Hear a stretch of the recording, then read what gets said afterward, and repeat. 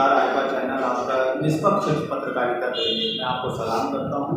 जिस तरह से आप लोग आज जिस तरह से देश की और मीडिया निष्पक्ष पत्रकारिता नहीं कर रहे, जैसे कि सबको रखे आगे आज तक हो अन्यथा फॉलो है, पर आपका आइपा चैनल आप लोग जिस तरह से ग्राउंड पे सच्चाई को लोगों को दिखाते हैं, आपका बहुत बहुत धन्यवाद। इसी तरह से मैं उम्मीद करता हूँ कि आप लोगों को इसी तरह जागरूक सच्चाई करें। कोरोना काल में इन्होंने अपनी जान हथेली में रख के पूरे उत्तर प्रदेश में, पूरे देश में इन्होंने काम किया है, हमारे फतेहपुर में भी काम किया है। उसके बाद भी सरकार आज भी उनका ना मानदेय बढ़ा रही है और ना उनको सुविधाएं दे पा रही है, चाहे वो चिकित्सा की हो, चाहे उनके बच्चों को शिक्षा की बात हो।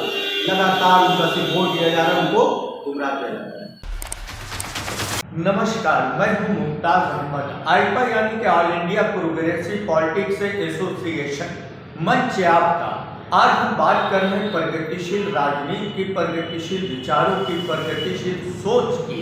हमारा बराबर प्रयास है कि हम अपने आइपा मंच के जरिए दर्शकों को वो ज़मीनी सच्चाई दिखाने की पूरी तरह से जुस्तजू में लगे हुए हैं। हमारा पूरी यूनिट लगी हुई कि दर्शकों तक ऐसी धरातल की सच्चाई पहुंचाए, ताकि हमारे दर्शक उस सच्चाई के बारे में जाने जो ना अभी तक देखी होगी, ना सुनी होगी। हमारे साथ मोहसिन खान, जो कि कांग्रेस के प्रत्याशी सदर विधानसभा से हैं, चुनाव लड़ने के लिए इन्होंने ताल ठोक दी है। हम मोहसिन खान से रूबरू होकर अपने दर्शकों तक इनके सोच और इनकी बातें पहुंचाने का पूरा प्रयास कर रहे हैं। मोहसिन खान, आपका बहुत बहुत स्वागत है। सर्वप्रथम तो हम आपको एक चीज़ और बता दें कि ये मोहसिन खान वो हैं जिन्होंने अपनी पार्टी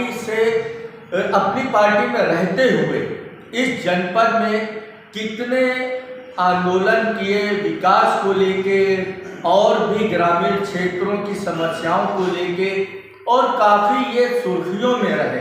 मोहसिन खान, आपका बहुत बहुत स्वागत है आइपा में। मैं चाहूँगा कि आइपा के लिए दो शब्द पहले आपके हों। सबसे पहले बहुत बहुत नमस्कार। आइपा चैनल आपका निष्पक्ष पत्रकारिता के लिए मैं आपको सलाम करता हूँ।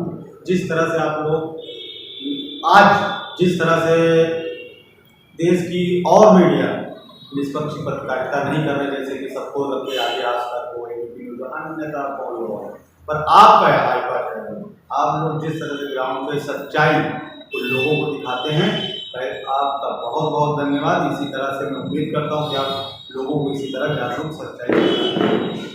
मोहसिन जी, मेरा पहला सवाल है कि देश में राजनीति का जो प्रचलन है, क्या आप इससे संतुष्ट हैं?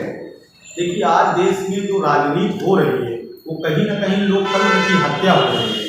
चाहे आप किसानों को ले लीजिए, चाहे आप नौजवानों को ले लीजिए, चाहे आप महिला सुरक्षा की बात कर लीजिए, चाहे समाज का किसी भी वर्ग की बात कर लीजिए, व्यापारी हो वो परेशान है। आज समाज का हर वर्ग परेशान है। तो ये तो कहीं ना कहीं लोकतंत्र में तो ये तो है नहीं। लोकतंत्र का मतलब ये होता है कि जनता की सेवा करना। अगर आप जनता की राजनीति में हैं तो जनता की सेवा करने की पहली प्राथमिकता ये होनी चाहिए। आज जिस तरह से भारतीय जनता पार्टी ने 2017 में प्रदेश में सरकार बनाई थी, और प्रदेश में सरकार बनाने के वादे के साथ साथ इन्होंने जिस तरह के वादे किए थे कि किसानों की खुशहाली, चाहे नौजवानों की बेरोजगारी हो, चाहे महिला सुरक्षा की बात हो, चाहे व्यापारियों की खुशहाली हो, लगातार ये हर कार्यों में फेल रहे हैं पूरी तरह से। एक सवाल और है आपसे कि हर राजनीतिक पार्टी अपने को लोकतांत्रिक कहती है, क्या वास्तव में लोकतांत्रिक है, ऐसा आपका भी मानना है? मेरा मानना बिल्कुल नहीं है। ये खाकर के लोकतांत्रिक पार्टियां जो अपने आप को कहती हैं, ये बिल्कुल नहीं है, क्योंकि इन्होंने हमेशा डराकर ही सत्ता में आए हैं, चाहे वो बस सपा हो और चाहे वो भारतीय जनता पार्टी हो।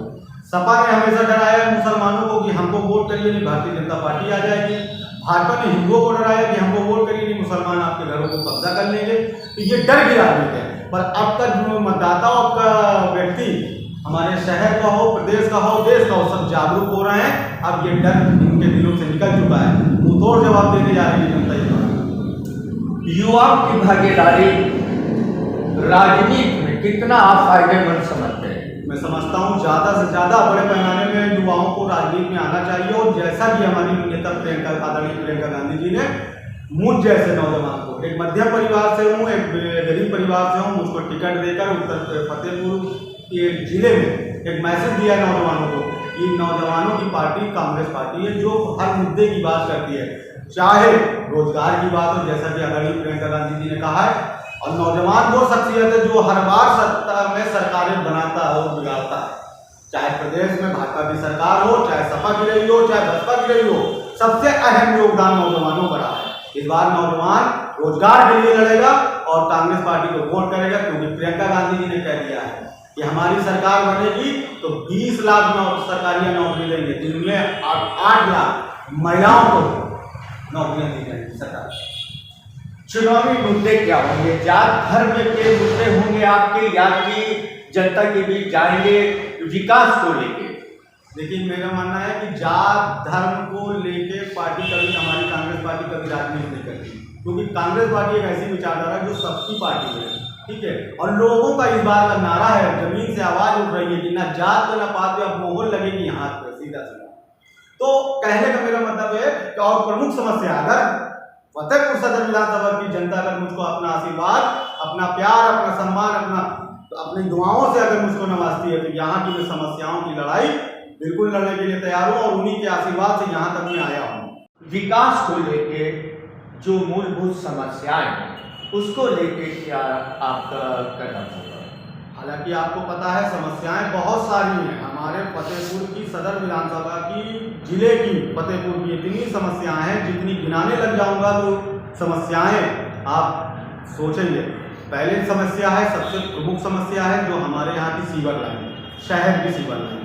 लगातार समाजवादी पार्टी ने, अखिलेश यादव ने यहीं फतेहपुर में आकर, फतेहपुर सिटी के अंदर आकर कहा था कि हमारी 2012 में सरकार अगर बनेगी तो हम सबसे पहले सीवर लाइन का काम कराएंगे। आखिरकार उन्होंने नहीं कराया। फिर भारतीय जनता पार्टी के विधायक, सदर विधायक माननीय विक्रम सिंह जी जो हैं, उन्होंने भी वादा किया, पर आखिर हुआ क्या? 8 साल जो उनकी विधायकी है, उसके बाद भी सीवर लाइन का काम नहीं हुआ। मैं आपको विश्वास दिलाता हूँ आपके चैनल के माध्यम से, फतेहपुर सदर के विधानसभा के सभी मतदाताओं को, अगर आपका आशीर्वाद मुझको मिला, आपने कांग्रेस के वाले बटन को दबाया, निश्चित तौर पर सीवर लाइन का पहली प्राथमिकता में काम कराया जाएगा। और कांग्रेस दिखाएगी, जो कहती है वो करती है। फतेहपुर में और फतेहपुर ग्रामीण क्षेत्रों की बात की जाए, जनपद फतेहपुर की भी बात की जाए, तो कुछ ऐसी मली बस्तियाँ हैं, कुछ ऐसी बस्तियाँ हैं जहाँ पे मूलभूत समस्याएं आज भी हैं, तो आपका भी जाना हो रहा होगा, तो वहाँ की समस्याओं के लिए क्या सोच बनाएगा? पहले तो मैं आपको बता दूं, सबसे पहले मैं जिस वार्ड से आता हूँ वो भी मलिन बस्ती है। मैं वहाँ से पार्षद भी हूँ, सभासद भी हूँ। मुझको बेहतर पता है कि वहाँ की मूलभूत समस्याएं क्या हैं। वो भी हमारे इंसान हैं और उनको भी हमको सरकार की हर एक योजनाओं से जोड़ने का पहली प्राथमिकता होनी चाहिए। लेकिन होता क्या है, सरकारें उनका वोट तो ले लेती हैं, पर उनको उन सरकार की जो योजनाएं उनको मिलनी चाहिए वो नहीं मिल पाती। जैसे कि हमारे सफाई कर्मचारी हैं, कोरोना काल में इन्होंने अपनी जान हथेली में रख के पूरे उत्तर प्रदेश में, पूरे देश में इन्होंने काम किया है, हमारे फतेहपुर में भी काम किया है। उसके बाद भी सरकार आज भी उनका ना मानदेय बढ़ा रही है और ना उनको सुविधाएं दे पा रही है, चाहे वो चिकित्सा की हो, चाहे उनके बच्चों को शिक्षा की बात हो। लगातार उनका सिर्फ वोट दिया जा रहा है, उनको गुमराह किया जा रहा है। कानून व्यवस्था भी क्या कहना है आपका? कानून व्यवस्था तो आपने देखा होगा कि जब से भाजपा की सरकार आई है तो कानून व्यवस्था तो बिल्कुल चरमराई हुई है। कानून व्यवस्था की हालत ये है कि महिलाएं जो सुरक्षित नहीं है, हमारे सबसे अहम चीज़ है। और आज जिधर देखो सिर्फ माफिया, गुंडाई दौर से सरकारें चल रही हैं और सिर्फ लोगों को गुमराह किया जा रहा है। तो मेरा मानना ये है कि कांग्रेस पार्टी की सरकार बनेगी, कानून व्यवस्था, लोगों का विश्वास बढ़ेगा और कानून का ही राज होगा और लोगों का सम्मान भी होगा। जिस तरह से आज जनता की सुरक्षा करने के लिए कानून होते हैं, ना कि जनता को परेशान करने के लिए। आज कहीं भी अगर गरीब कोई चला जाता है तो उसको न्याय मिलने के लिए उसकी चप्पलें दी जाती है, पर उसको न्याय नहीं मिलता है। आज मैं तो देखता हूँ, मैंने देखा है, तो हमारी अगर सरकार बनेगी उत्तर प्रदेश में और यहाँ के लोगों को अगर आशीर्वाद मुझको मिला तो निश्चित तौर पे उन हर गरीब की लड़ाई लड़ने का काम मोहसिन खान करेंगे।